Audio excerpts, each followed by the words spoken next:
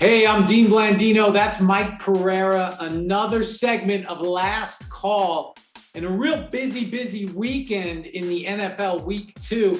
But the question on everyone's mind, the question that was all over social media after 2 weeks, is taunting already ruining the game? NFL reporter Field Yates thinks so. There's virtually nothing we can all agree on this app except that the NFL's new taunting rule stinks. In big letters, in all caps. Former NFL player Jeff Schwartz, please, NFL, these taunting penalties are ruining the game. And then Justin, who's just a fan. Taunting is the worst rule in NFL history. Mike, is taunting after, I don't know, what if we had 31 games? Is it already ruining the NFL? Well, I would say this, there seemed to be an uptick this week. I mean, in week 1, there were only 3 calls. To me, there seemed, and I haven't done the tabulation yet, but there seemed to be a lot more. There were 11 calls in week 3 to 11, pretty substantial increase. Now, to me, this reminds me of the celebration rule when we started to crack down on celebrations. Who really was the duly elected president of the No Fun League? Yes, I'll take that honor because I was the one that disliked celebrations. And when we started calling those, we had the same type of uproar. And it eventually did settle down, and I think this will too. But on the other hand, I do feel like the league has gone a little bit too far. Look, Walt Anderson told the officials, if there's any type of taunting, call it. No matter if it's quick, just make the call. And they told the clubs, he told the clubs, Perry Fuel told the clubs, don't put the officials in a position to have to make a decision, because if they're going to lean toward calling it. So it's a competition committee issue that was passed down to officiating. I like prolong still. I like that word prolong. The quick turnaround and look, or the quick crossing of the arms. I don't like to see that called as taunting. And I hope that we get to a point where there's some prolonged time frame to the activity. But I don't think it's killing the game. And I do think when you call 11 in a week, players are going to get the message. It's a big play. Even if it's on a scoring play, that means there's a 15-yard difference on the kickoff or potentially the try. But I don't think it's going to kill the game. And Mike is the original get off my lawn guy. And he doesn't like celebrations. He's in the studio, and every time we see a celebration and people just having fun, he gets angry and throws his pen, and I'm exaggerating a little bit, but it does fall on the officials, a lot of these points of emphasis, right? Because the committee meets, they talk about these things, and then it's the officials, the officiating leadership that has to go out and implement these points of emphasis. 11 is a lot. It's a big uptick, but ultimately, when you think about the number of games still, right, 11 calls in 15 games, there's still, less than 1 a game. You think of the number of opportunities, the number of plays, 155 plays per game. It's not like this is happening 8-9 times a game, but they are big penalties. We had to play in one of our games, the Bears yesterday, they had a 3 and out. They're out, they're done. And the defender gets over the receiver on the ground and taunts him. That's a first down. So now Cincinnati went from punting to getting a first down. Those are big calls, like you said, after a score. Now you potentially might have to go for, you need 2 points. And now instead of snapping from the 2, you're snapping from the 17. I agree. I think this is going to work itself out.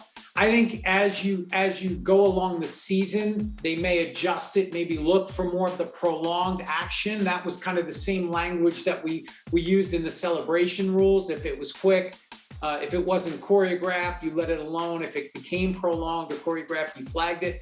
And I think that may be where we end up with the taunting right now. And the thing is, it's not a change in the rule. People are saying it's the rule. The rule hasn't changed. It's been emphasized, and this is cyclical. This happens, every couple of years. Sportsmanship is always on the docket. It's always important. And I think this is something that I don't anticipate us having 11 calls next week. Maybe it drops a couple.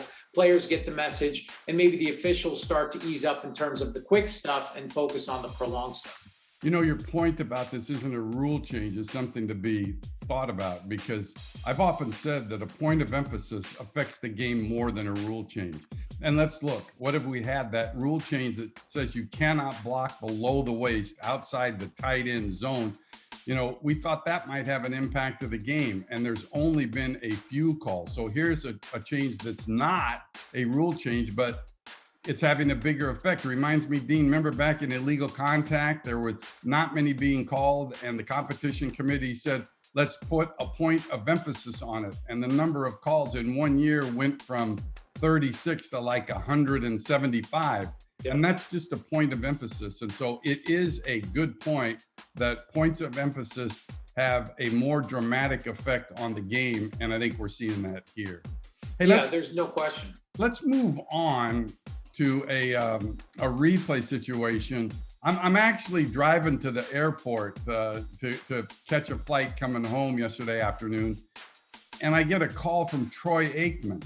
And he says to me, he said, hey, are you watching the Seattle game? And I said, no, I was, but I'm in the car on the way to the airport. And he goes, well, then you didn't see the lack of a safety ruling on Russell Wilson when he got thrown down or should progress stopped in the end zone? He said, it is a clear safety.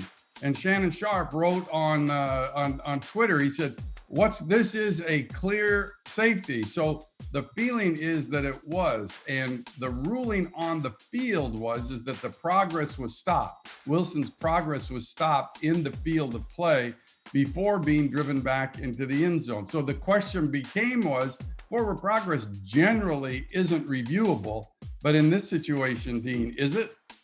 It is reviewable. I like the subtle flex that, you know, Troy just calls you. Mike knows a lot of famous people. We get it. I do.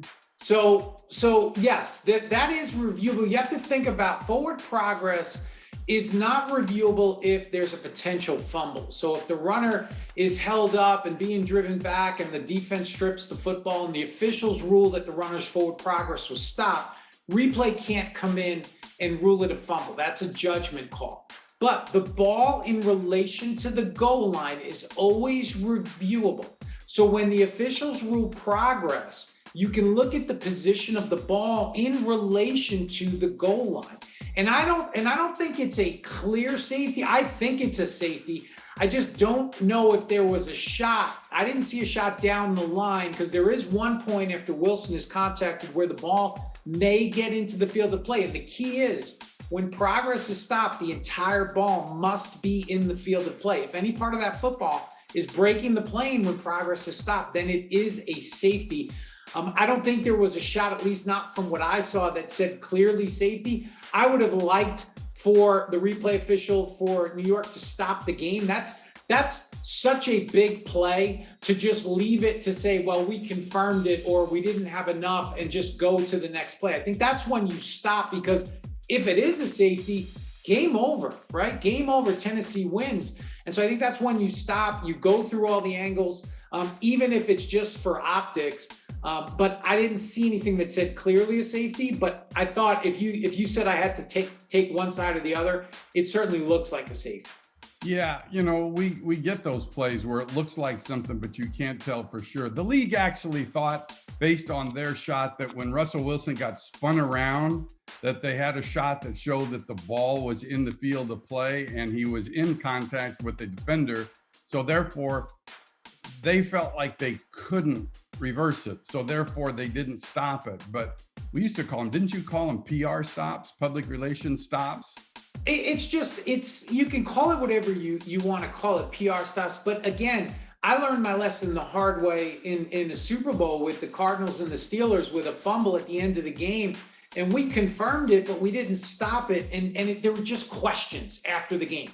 Hey, did you guys look at that? What happened? And so to eliminate any of those questions and to eliminate any of that doubt, just stop the game, because this is the play, right? If it's a safety, the game's over, like I said. So just stop the game, and then it just, okay, they reviewed it, the evidence wasn't clear, and we're not talking about it, you know, after the fact in terms of why didn't they take a look. But yeah, that's kind of the concept. And not that situation applied here, but we do know that a safety will lead to the end of overtime, no matter when it occurs, even if it occurs on the first series. Yep. So if Seattle, for example, that was their first series and they had the ball and the safety was forced by Tennessee, game over. So you'd have a 2-point differential. It's an interesting rule, and I don't think we have seen a game yet since the new rule or the rule change where it ended on a safety. I might be wrong, but it would have been interesting if that would have happened. Yeah, no, I don't think we've had one. But earlier in that game, a really interesting play in terms of Julio Jones ruled a touchdown, and then it went to review. It was close at the end line. It was overturned. Mike, what did you see on that one? And talk about toe heel, what that means, and what ultimately led to that decision. Well, I was actually in the avocado room dropping more thing. That's the room where talent like Dean and I get to go and eat, when there's a break. And I almost choked up my little Asian chicken wing that I was eating, because to me, I thought there was absolutely no way you could reverse that from the ruling of touchdown to incomplete. Look, the rule is this, and we've had it several times. If there's a natural stepping motion, whether you're going forward, for example, at the sideline, or if you're going backwards, like at the end line, if it's a natural step, the whole foot has to come down in bounds. So even in going backwards, if the toe hits in the field of play, but the heel comes down on the end line out of bounds, then it's an incomplete pass. Theory being this, that it's almost impossible to judge the difference in a regular step between heel toe or toe heel. And that makes perfect sense. So that's what they were looking at. I really did not feel that they had anything substantial that they could overturn it. Look, Dean, it seems like that they have gone really as far as they could possibly go to defend and stay with the call that's made on the field. And so in this case, I really did not think at all that they would overturn this, and then comes out that they do overturn it. Even Gene Steratore, I think, was a little bit surprised by the fact that they overturned it. What were your thoughts? Yeah, and Mike does spend a lot of time in the avocado room. By the way, we have to text him. That's our green room. And avocado, we're in California, so it's kind of a clever way to not say green room. Mike spends a lot of time. We have to find him, send people to go get him. But besides the point, they have been very much kind of stands. And I always go back because on Sunday, we may not get as many looks. We may not have as much time to look at the play before we have to go on the air. So I always like to go back and look at the play in a controlled environment and say, okay, do I have the same opinion as I had on Sunday? And sometimes I may change my opinion based on being able to look at different angles and being able to look at it longer. I certainly didn't change my opinion on this one. I just never saw a shot where the heel clearly touched out of bounds. And like you said, the ruling on the field was a catch for a touchdown. It has to be clear to overturn. You do have that toe heel concept where the entire foot has to be in bounds. There was no drag, there was no delay. That would obviously put the foot in bounds. But again, I didn't see a shot. They had some pretty good looks. I don't think we saw one right down the end line. I don't know if there was one available. Maybe in the Hawkeye system they had that. But from what we saw on the broadcast, I didn't see the heel clearly touching out of bounds. And I thought that stands would have been the way to go on that one, because, it's got to be obvious. My understanding that they didn't have a shot directly down the sideline, but they used that high end zone shot from the right side of the end zone that was blown up. Remember, they blew it up?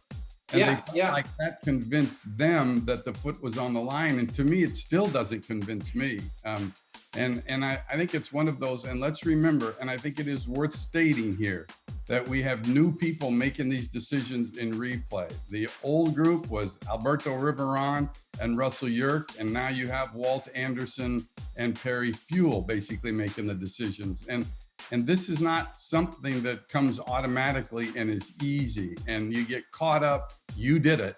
You get caught up in making the decisions. And sometimes I wonder if your mind just might go somewhere where you kind of lose track about what was called on the field of play. But even with that blown up shot, Dean, I agree with you. I just didn't think there was enough to overturn it.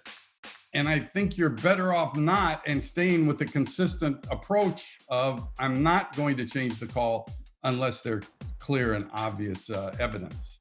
Yeah, and I think that's the right approach. You do find yourself, I was in that position making those decisions. You find yourself, okay, I not only have to convince myself, I have to convince, right? Clear and obvious means I have to convince 100 people in the room. I have to convince everybody that it is obvious and there can't be any debate. So if there is debate, then there probably isn't enough to overturn. And you have to figure that out and kind of think big picture.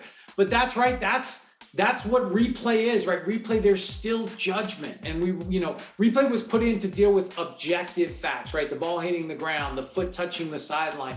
But we deal with so much subjectivity. There's still judgment. And that's what makes it, right, the open for debate and why we get to talk about it here on Last Call. And I'm sure this will not be the last time we're going to be talking about a replay decision. So please stay tuned. Yeah, and that's it for Last Call this week. I'm Mike Pereira. That's Dean Blandino. Look, he always gets on me, but I can't get on him because he's perfect. He's absolutely perfect. So, obviously. But next week I'll try to think of something. So look out for us next week when we'll be back again next Monday for Last Call. For the best stories, easy to find scores, and comprehensive team pages, plus access to every live Fox Sports game and exclusive bonus cameras, download the all-new Fox Sports app now.